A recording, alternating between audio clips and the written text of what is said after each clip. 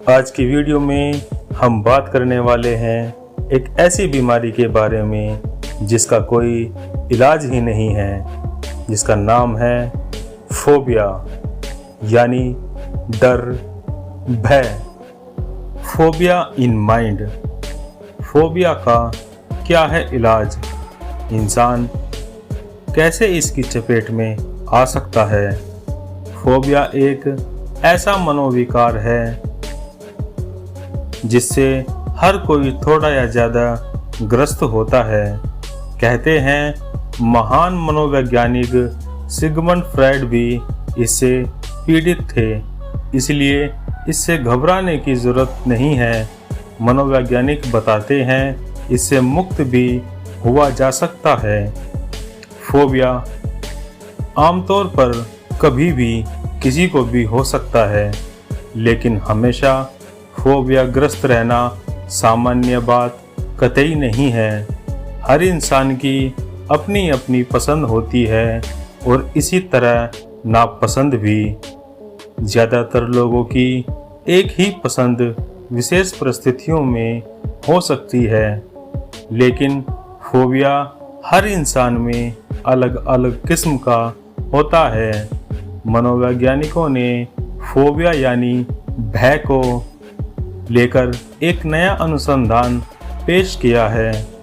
मनोवैज्ञानिकों के मुताबिक अगर किसी को प्लेन में चढ़ने से डर लगता है तो उसे फ्लाइंग फोबिया कहेंगे। इसी तरह अगर किसी को भीड़ भाड़ में जाने में संकोच होता है तो उसे सोशल फोबिया कहेंगे, और किसी को कुत्ते से डर लगता है तो उसे डॉग फोबिया कहेंगे। मनोवैज्ञानिकों ने बताया है कि फोबिया वास्तव में मानसिक सेहत से जुड़ा होता है। यह एक प्रकार का मनोरोग है। हर इंसान की दिमागी शक्ति अलग अलग होती है और समाज से उसका अलग संबंध होता है। कोई विशेष तौर पर सक्रिय रहता है तो कोई सक्रियता से बहुत दूर रहता है। लिहाजा फोबिया का कभी कभी बहुत ही खतरनाक अंजाम भी सामने आता है। ब्रिटेन में हाल में मनोवैज्ञानिकों ने विवेचना करके बताया कि फोबिया दो प्रकार से हो सकता है। एक शख्स जिसको हमेशा किसी न किसी वस्तु का भय रहता है वह यकीनन मनोरोगी है, लेकिन कुछ लोगों में साहस की कमी होती है तो वे विशिष्ट फोबिया से ग्रस्त हो जाते हैं। इस श्रेणी में बहुत सारे लोग आते हैं। मसलन खतरा, जानवर का डर हर किसी में आम है, लेकिन इसे फोबिया नहीं कहेंगे। बहुत से लोगों को ऊंचाई और गहराई से डर लगता है, जो कि स्वाभाविक भी है, तो इसे भी फोबिया नहीं कह सकते। लेकिन अगर सामान्य जीवन में नज़र आने वाले जीव जंतु या इलाज के लिए दवा और इंजेक्शन का डर हो तो ये खतरनाक किस्म का फोबिया कहलाएगा। इंसान के मस्तिष्क की संरचनाओं का अपना एक नेटवर्क है जिसे लिम्बिक सिस्टम के रूप में जाना जाता है।